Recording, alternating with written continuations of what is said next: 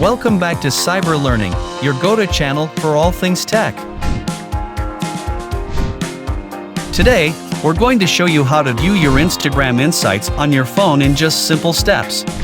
Step 1. To get started, open up the Instagram application on your iPhone. Locate and tap on your profile picture icon positioned at the bottom right corner of the screen. This will take you to your profile page, where we'll begin the process of accessing your insights. Step 2. Now, look for the 3 horizontal lines in the top right corner of the screen. Tap on these lines to reveal a drop-down menu. Towards the bottom of the list, you'll see the Settings option. Go ahead and select it to proceed further. Step 3. To access insights, you'll need to switch your account to a professional account. To do this, tap on Account, scroll down, and select Switch to Professional Account.